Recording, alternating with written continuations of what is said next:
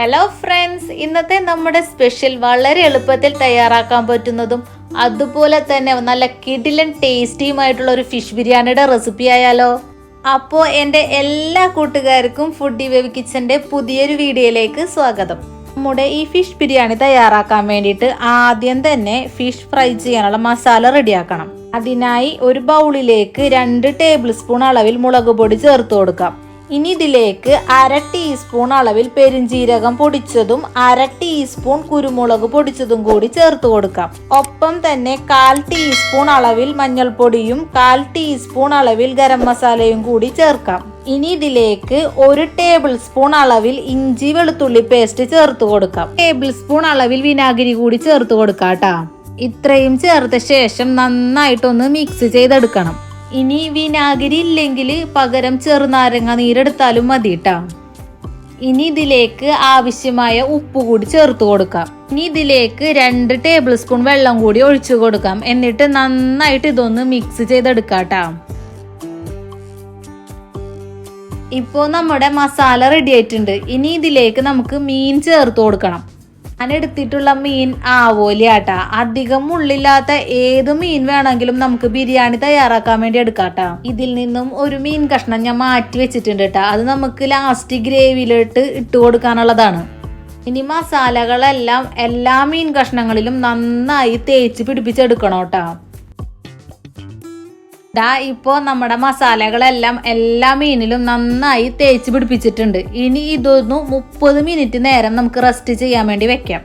ഒരു 30 മിനിറ്റിന് ശേഷം ഒരു കടായി അടുപ്പത്ത് വെച്ച് നന്നായി ചൂടായി വരുമ്പോൾ ഇതിലേക്ക് ഫ്രൈ ചെയ്യാൻ ആവശ്യമായ വെളിച്ചെണ്ണ ഒഴിച്ചു കൊടുക്കാം. എണ്ണ നന്നായിട്ട് ചൂടായി വരുമ്പോൾ ഇതിലേക്ക് മീനുകൾ ഓരോന്നോരോന്നായി ചേർത്ത് കൊടുത്ത് ഫ്രൈ ചെയ്തെടുക്കാം ട്ടാ.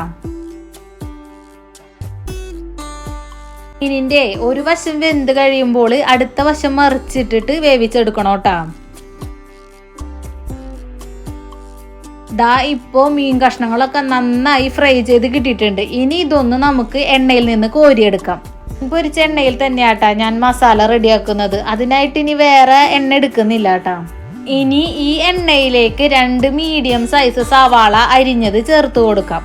സവാള ചേർത്ത ശേഷം ഇതൊന്ന് നന്നായി ഇളക്കി നല്ല പോലെ ഒന്ന് വഴറ്റിയെടുക്കണം. സവാള നന്നായിട്ടൊന്ന് വഴറ്റിയെടുത്ത് കഴിഞ്ഞാൽ ഇനി ഇതിലേക്ക് 2 ടേബിൾ സ്പൂൺ അളവിൽ ഇഞ്ചി വെളുത്തുള്ളി പേസ്റ്റ് ചേർത്ത് കൊടുക്കാം. ഇനി ഇതെല്ലാം കൂടി നന്നായി ഇളക്കി വഴറ്റിയെടുക്കണം.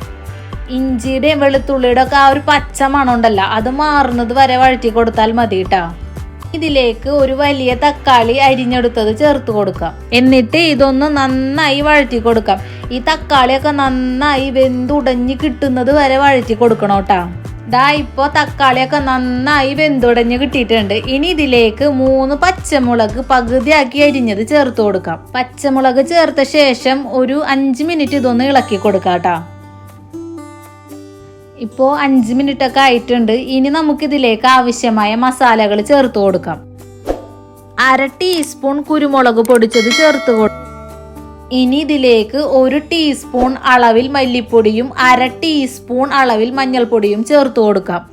ഇനി ഇതിലേക്ക് വേണ്ടത് 1/2 ടീസ്പൂൺ അളവിൽ ഗരം മസാലയും 1/2 ടീസ്പൂൺ അളവിൽ മുളക് പൊടിയും കൂടിയാണ്. അപ്പൊ അതും കൂടി ചേർത്ത് കൊടുക്കാം. ഇത്രയും ചേർത്ത ശേഷം നന്നായി ഇളക്കി വഴറ്റിയെടുക്കാം. മസാലയുടെ ആ പച്ചമണൊക്കെ ഉണ്ടല്ലോ, അത് മാറുന്നത് വരെ വഴറ്റി കൊടുത്താൽ മതി ട്ടാ.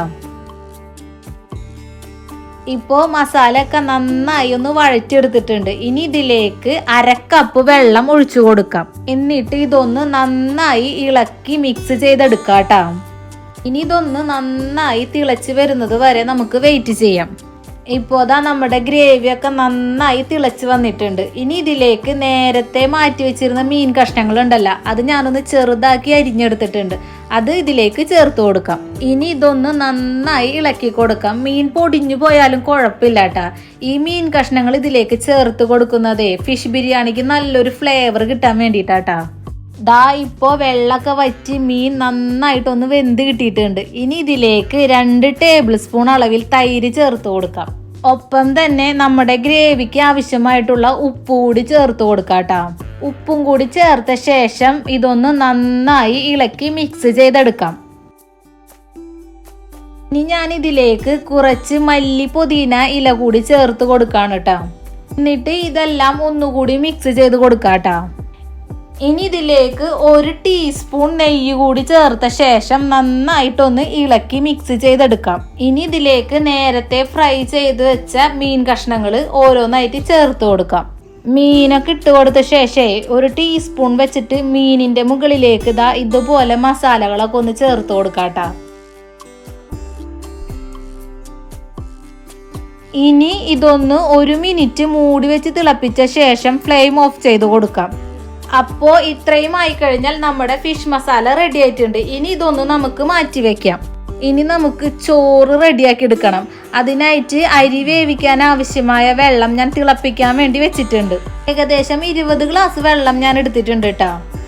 2 ഏലക്ക, 3 കറുവപ്പട്ട, 4 ഗ്രാമ്പു, 1 തക്കോലം, 15 കുരുമുളക് എടുത്തിട്ടുണ്ട്. അത് ഇതിലേക്ക് ചേർത്ത് കൊടുക്കാം. 1 ടീസ്പൂൺ പെരിഞ്ജീരകവും കുറച്ച് ക്യാരറ്റ് കട്ട് ചെയ്തെടുത്തതും കൂടി ചേർത്ത് കൊടുക്കാം. ഇനി ഞാൻ ഇതിലേക്ക് കുറച്ച് കറിവേപ്പില കൂടി ചേർക്കാണ് കേട്ടോ. ഇനി ഇതിലേക്ക് വേണ്ടത് 1 ടേബിൾ സ്പൂൺ അളവിൽ നെയ്യാണ്. അപ്പോൾ അതും കൂടി ചേർത്ത് കൊടുക്കാം. ചോറിന് ആവശ്യമായ ഉപ്പ് കൂടി ചേർത്ത് കൊടുക്കാം കേട്ടോ. ഇത്രയും ചേർത്ത് കൊടുത്ത ശേഷം ഇതിലേക്ക് കഴുകി വൃത്തിയാക്കി വെച്ചിരിക്കുന്ന ബസുമതി റൈസ് ചേർത്ത് കൊടുക്കാം. അരി ചേർത്ത ശേഷം ഇതൊന്ന് നന്നായി ഇളക്കി മിക്സ് ചെയ്ത് കൊടുക്കാട്ടോ. ഹൈ ഫ്ലെയിമിൽ വെച്ച് തന്നെ കുക്ക് ചെയ്തെടുത്താൽ മതി കേട്ടാ. ഏകദേശം ഒരു 10 മിനിറ്റ് ഒക്കെ മതിയാകും ചോറ് വെന്ത് കിട്ടാൻ. നമ്മളെ ബിരിയാണി ദമ്മിടുന്നത് കൊണ്ട് തന്നെ 90% മാത്രം ചോറ് വേവിച്ചെടുത്താൽ മതി കേട്ടാ. ഇപ്പോ ഏകദേശം 10 മിനിറ്റ് ഒക്കെ ആയിട്ടുണ്ട്. നമ്മുടെ ചോറ് വെന്ത് കിട്ടിയിട്ടുണ്ട്. ഇനി ഇതൊന്ന് നമുക്ക് ഊറ്റിയെടുക്കാട്ടോ. അപ്പോ നമ്മുടെ ചോറും റെഡിയാക്കി ഇട്ടിട്ടുണ്ട്. ഇനി ചൂടോട് കൂടി തന്നെ നമുക്ക് ഇതൊന്ന് ദമ്മ് ചെയ്തെടുക്കാം. അതിനായി റെഡിയാക്കി വെച്ചിരിക്കുന്ന മസാലയിലേക്ക് കുറച്ച് മല്ലി പുതിന ഇല ചേർത്ത് കൊടുക്കാം. ഇനി ഇതിന്റെ മുകളിൽ ഫ്രൈ ചെയ്തെടുത്ത സവാളയും അണ്ടിപ്പരിപ്പും മുന്തിരിയും ചേർത്ത് കൊടുക്കാം. ഇനി ഇതിന്റെ മുകളിലേക്ക് ചോറ് ചേർത്ത് കൊടുക്കാട്ടാ. ദം ചെയ്തെടുക്കുമ്പോഴേ 2 ലെയറായിട്ട് വേണമെങ്കിൽ ചെയ്തെടുക്കാട്ടാ. ഞാൻ ഒറ്റ ലെയറായിട്ടേ ചെയ്യുന്നുള്ളൂ. ഇനി ചോറിന്റെ മുകളിലേക്ക് കുറച്ച് മല്ലി പുതിന ഇല അരിഞ്ഞെടുത്തത് വിതറി കൊടുക്കാം. ഇനി ഇതിന്റെ മുകളിലേക്ക് ഫ്രൈ ചെയ്തെടുത്ത സവാളയും അണ്ടിപ്പരിപ്പും മുന്തിരിയും ചേർത്ത് കൊടുക്കാട്ടാ. ഇതിന്റെ മുകളിലേക്ക് 1 ടേബിൾ സ്പൂൺ അളവിൽ കുറച്ച് മഞ്ഞൾപ്പൊടിയും വെള്ളവും മിക്സ് ചെയ്തെടുത്തത് ചേർത്ത് കൊടുക്കാട്ടാ. ഇങ്ങനെ മഞ്ഞൾ കലക്കിയ വെള്ളം ചേർത്ത് കൊടുക്കുന്നത് ചെറുതായിട്ട് ഒരു മഞ്ഞ കളർ കിട്ടാൻ വേണ്ടിയിട്ടാണ്. ഇനി ഇതിന്റെ മുകളിലേക്ക് 1 ടേബിൾ സ്പൂൺ അളവിൽ നെയ്യ് വിതറി കൊടുക്കാം. ഇത്രയും ആയി കഴിഞ്ഞാൽ ഇതൊന്ന് മൂടി വെച്ച് ഒരു 5 മിനിറ്റ് ദം ചെയ്തെടുക്കണം.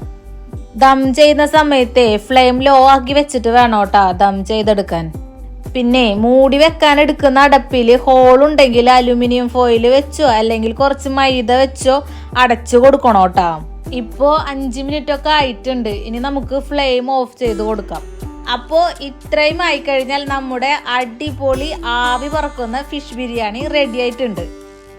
അപ്പോൾ എൻ്റെ എല്ലാ കൂട്ടുകാരും ഈ ഫിഷ് ബിരിയാണി ഒന്ന് ട്രൈ ചെയ്ത് നോക്കണം. ട്രൈ ചെയ്ത് കഴിഞ്ഞാൽ നിങ്ങളുടെ അഭിപ്രായങ്ങൾ കമൻ്റായി അറിയിക്കണം. എൻ്റെ ഈ വീഡിയോ ഇഷ്ടപ്പെട്ട് കഴിഞ്ഞാൽ എൻ്റെ ചാനൽ ഒന്ന് സബ്സ്ക്രൈബ് ചെയ്ത് സപ്പോർട്ട് ചെയ്യാനും ഷെയർ ചെയ്യാനും മറക്കരുത് കേട്ടോ.